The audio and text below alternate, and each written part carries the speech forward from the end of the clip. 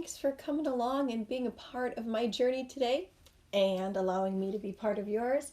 I appreciate you subscribing and sharing. Thank you so much for doing that. Today, I want to talk to you about, well, we're talking about in this little mini series of taking action with our lives. And today, I want to talk to you about an action that we all need to take, but it can be one of the actions that we rarely actually take action on. And I like to call it the don't do list. Oh, we are so good at having honey-do lists and to-do lists and gotta-do lists, but do we have a don't do list? We can be so busy doing so many things, but not all of those things are what we really should be doing. Not many people have that don't do list because they don't know how to say no, or don't like to say no, or don't know even where to start to say no. How do I even put together a don't do list? Having that don't do list and using it is life changing. Take it from somebody who knows. And it was really hard for me to begin a don't do list because I'm just a doer. I'm just a worker bee, and I just want to do and help. And that's a blessing that we're made to be workers and doers, servers. But we have to learn how to fine tune that so we can be like that arrow, and send that arrow to the target and streamline it. When we are not fine-tuning that, our life can get really stressed out, heavy duty, really quick. I can find myself at the end of a day just kind of stressed out and not feeling like I've accomplished what I'm supposed to accomplish on my list, or I had my list of things to do, but I didn't get them done because I got busy doing other things. So having a don't do list and then utilizing it is really, really liberating and de-stressing for your life at the same time. You see, in order to accomplish the goals and dreams that are in us, divinely given to us, we have to learn how to navigate away from things that fragment us. And in order to accomplish that, we have to know what those things are. And the greatest way to start is with a don't do list.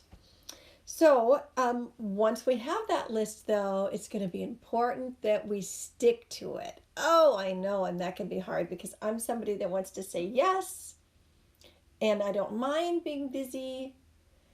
But when I began to create that don't do list and stick to it, my life changed drastically. So I want to ask you, can you think of 3 things, just 3, that should be on your don't do list? If you can, and I'm sure you can, give it just a minute thought. Hit the pause button right now and write them down. Get a piece of paper, something, write those 3 things down. Go ahead and do that right now. Now, once you have those 3 things written down, I want you to take a pause and look at each one and say, if I really eliminated those, would it have an impact on my life that was positive? Could it change my stress level? Could it help me pay attention to the things that I really should be paying attention to? Would it help me achieve my goals? Whatever that would be, from being a better parent, a better person, getting that book finished, whatever it is, losing that 5 pounds, whatever, finishing a resume, whatever it is that you really want to get done. Do you think if you put those 3 things you wrote down and you implemented that don't do list, do you think it could change your life? It will, I promise you. So my challenge to you is this: take that list and now look it over, mindfully looking at each one of those 3 things. How can you eliminate each one? Because it's a don't do list. Do you need to just take it, ball it up, and throw it away? Do you need to find somebody else that can do it for you?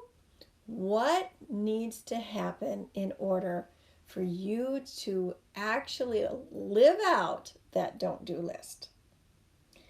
Matthew 10:16 says this: I send you out like sheep surrounded by wolves.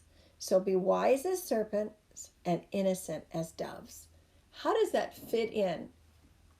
We have to be wise with our schedule because there's so many things that can come at us to pull us off course, to cause us to kind of spin our wheels and go nowhere, or really come in a place of being stagnant and not running after those dreams that have been placed in our heart with a divine purpose. So if we will begin to not just have our do list and our schedules for that, but actually have that don't do list and begin to eliminate the things on that list and stick to it, we are going to have wisdom that is going to cause us to be able to navigate peacefully in our lives. Learning to say no really equals wisdom for all of us. So I want to challenge you today, okay? Make that don't do list. 3 things that you could put on there. How can you eliminate, automate, delegate those three things and move them aside? And then I want you to monitor it for a week or 2 and sit down and mindfully again look at that don't do list. See if you're accomplishing it and is it making a difference and what is it? And then I want you to share it with me. You can email me, go to my website, PamelaHenkelMinistries.com, or you can come back here and comment or tell somebody else. But is it making a difference? And what difference is it making? All right. I love you. Thank you for being here today. Remember, your time is a precious commodity. Use it with the wisdom of Solomon. Blessings.